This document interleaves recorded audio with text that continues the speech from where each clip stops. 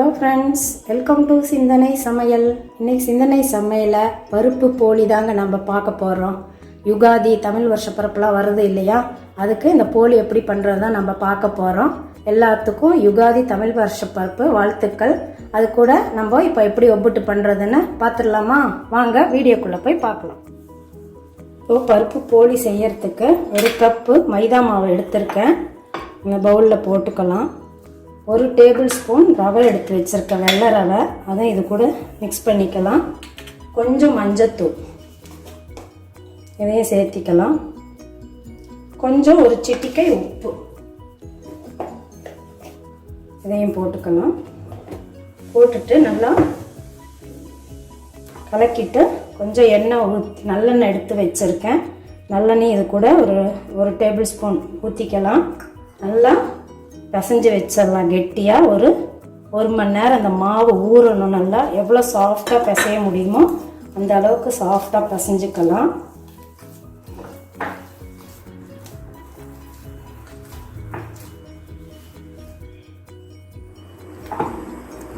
இந்த மாவை நல்லா சாஃப்டாக பிசைஞ்சாச்சு. ஒரு ஈரத்துணி போட்டு நல்லா மூடி வச்சிடலாம். நல்லா 1 மணி நேரம் நல்லா ஊறிட்டு இருக்கட்டும். கடலைப்பருப்பு நான் 1/2 கப்பு எடுத்து வச்சுருக்கேன். 1/2 கப்பு எடுத்து முன்னாடியே நான் ஒரு 1/2 மணி நேரத்துக்கு முன்னாடி ஊற வச்சுருக்கேன். இதை நம்ம வேக வச்சு எடுத்துக்கலாம். இப்போ கடலைப்பருப்பை வேக வச்சிடலாம். தனியாக தான் நான் வேக வைக்கிறேன், குக்கரில் போடுறது இல்லை. குக்கரில் போட்டால் ரொம்ப குழஞ்சி போயிடும். நம்ம இப்படி வேக வைக்கிறதுனால நம்ம அப்பப்போ எடுத்து பார்த்துக்கலாம். 1/2 வேக்காடு வெந்தால் போதும். நல்லா வேகட்டும். இப்போது கடலைப்பருப்பு வெந்துருச்சா பார்க்கலாம். நல்லா இது பார்த்திங்களா வெந்துருச்சு. இப்போ இந்த ஸ்டேஜில் நம்ம ஆஃப் பண்ணி கடலைப்பருப்பை வடித்து எடுத்துக்கலாம். இந்த மாதிரி வெந்தால் போதும், ரொம்ப குழையணுன்ட்டு இல்லை. பருப்பை வடித்து எடுத்துக்கலாம். என்ன செய்ய போகிறோம்னா, இந்த வடித்த பருப்பெல்லாம் நல்லா தண்ணியெல்லாம் வடிஞ்சதுக்கப்புறம் மிக்ஸி ஜாரில் போட்டுக்கலாம்.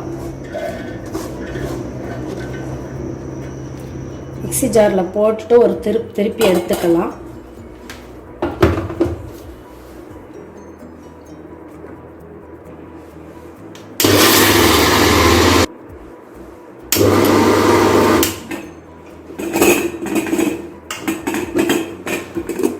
இந்த பருப்பெல்லாம் நல்லா மசிஞ்சிருச்சு.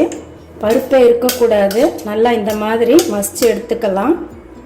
இது கூட 1/2 கப்பு நான் கடலைப்பருப்பு எடுத்திருந்தேன். 1/2 கப்பு வெல்லம் நல்லா நசுக்கி வச்சுருக்கேன். வெல்லத்தை இது கூட போட்டுக்கலாம். தேங்காய் துருவல் இதையும் 1/4 கப்பு துருவி வச்சுருக்கேன், போட்டுக்கலாம். ஏலக்காய் பவுடர் தேவையான அளவு ஏலக்காய் பவுடரையும் சேர்த்திக்கலாம். சேர்த்திட்டு திருப்பியும் மிக்சியை நல்லா இது எல்லாத்தையும் அரைச்சி எடுத்துக்கலாம்.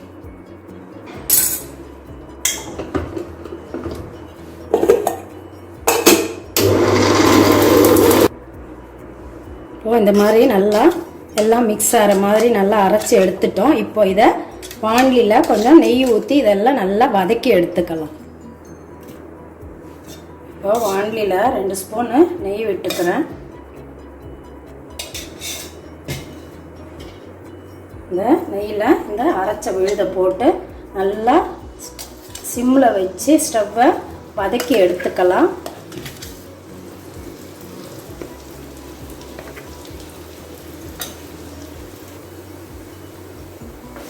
நல்லா ஒரு 5 நிமிஷம் இந்த வெல்லம் இது எல்லாமே நல்லா கரைஞ்சிரும். இதுலேயே இந்த சூட்லேயே நல்லா ஒரு 5 நிமிஷம் நல்லா வதக்கி எடுத்துக்கலாம். நான் 1/2 கப்பு கடலைப்பருப்புக்கு 1/2 கப்பு தான் வெல்லம் நான் போட்டிருக்கேன். உங்களுக்கு இனிப்பு ஜாஸ்தியாக வேணும்னா நீங்கள் இனிப்பு இன்னும் கொஞ்சம் கூட சேர்த்திக்கலாம். இதே கரெக்டாக இருக்கும். இந்த வெல்லம் 1, 2 இதில் இருந்ததுன்னா கூட இது நல்லா கரைஞ்சிரும். நல்லா வதக்கிக்கலாம். நல்லா கெட்டியாகிடுச்சு. இப்போ ஸ்டவ் ஆஃப் பண்ணிடலாம். இப்போ இந்த வதக்கி வச்ச பூர்ணத்தை நம்ம நல்லா உருண்டை பண்ணி எடுத்து வச்சுக்கலாம்.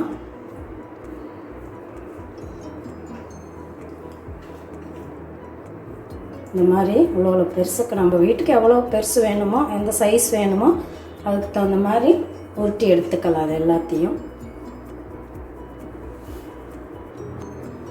இப்போ இதை எல்லாத்தையும் உருண்டை பண்ணி வச்சாச்சு.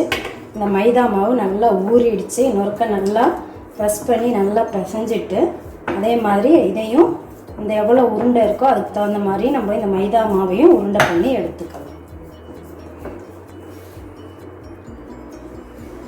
இந்த மைதா மாவு உருண்டை பண்ணியாச்சு. இந்த மைதா மாவை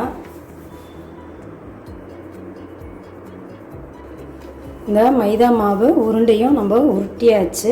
இப்போது இந்த மாதிரி பண்ணி எடுத்துட்டு இந்த பூர்ணத்தை இதுக்குள்ளே வைக்க போகிறோம். கொஞ்சம் எண்ணெய் தொட்டுக்கலாம். இந்த மாதிரி பண்ணிவிட்டு இந்த பூர்ணத்தை இந்த இதுக்குள்ளே வச்சிடலாம்.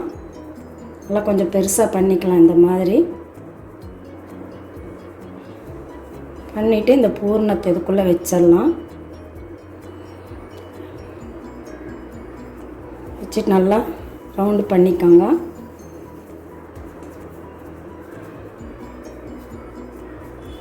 ஒரு பட்டர் பேப்பரில் எண்ணெய் தொடச்சிக்கோங்க. எண்ணெய் தொடச்சிட்டு இதை நல்லா கையில் இந்த மாதிரி தட்டி எடுத்துக்கலாம். எவ்வளோ லேசாக தட்ட முடியுமோ அந்த அளவுக்கு நம்ம தட்டி எடுத்துக்கலாம்.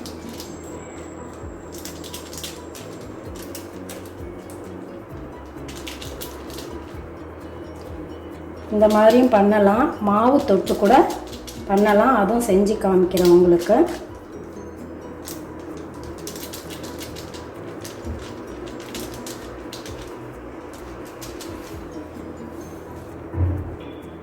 இந்த மாதிரி எண்ணெய் தொட்டு பட்டர் பேப்பரில் எப்படி பண்ணுறதுன்னு ஒன்று காமிச்சிருக்கேன்.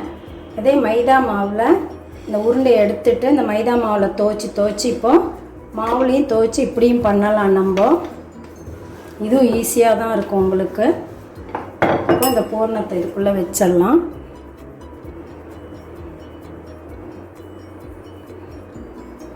உங்களுக்கு மைதா மாவு வேணும்னா மைதா மாவு யூஸ் பண்ணிக்கலாம். கோதுமை மாவு வேணும்னா கோதுமை மாவு யூஸ் பண்ணிக்கலாம். நான் இன்றைக்கி மைதா மாவு வச்சு தான் இதை பண்ணியிருக்கேன். உங்கள் வீட்லேயும் செஞ்சு பாருங்கள் எப்படி வருதுன்னு. இந்த மாதிரி இதையும் இந்த மாதிரி செஞ்சுக்கலாம்.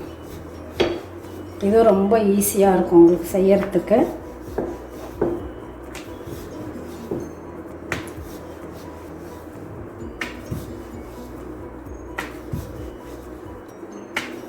இந்த மாதிரி எல்லாத்தையும் செஞ்சு எடுத்துக்கலாம்.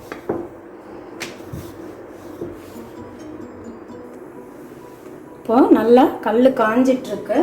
நம்ம இந்த பேப்பரில் தட்டின போலியை இதில் போட்டுட்டு நல்லா இப்படி அமுத்தி விட்டுட்டு மெதுவாக எடுத்துடலாம் அந்த பேப்பரை.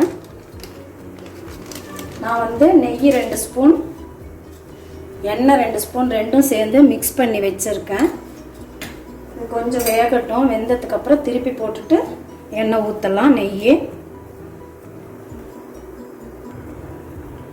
இப்போது கொஞ்சம் வெந்துருச்சு. நல்லா திருப்பி போட்டுட்டு இது மேலே நம்ம நெய்யும் எண்ணெயும் கலந்து வச்சுருக்கோம் இல்லையா, இப்போ இது மேலே ஊற்றிடலாம்.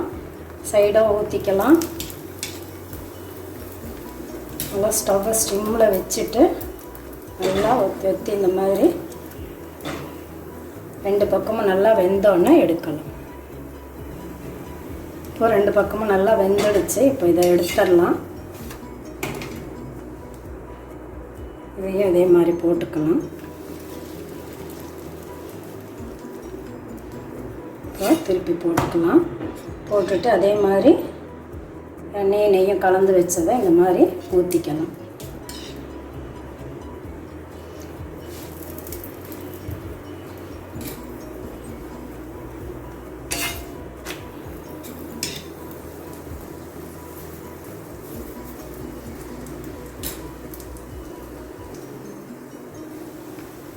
போலிக்கெல்லாம் கொஞ்சம் நெய் எண்ணெயெல்லாம் நிறையா விட்டால் தான் நல்லா சாஃப்டாக இருக்கும்.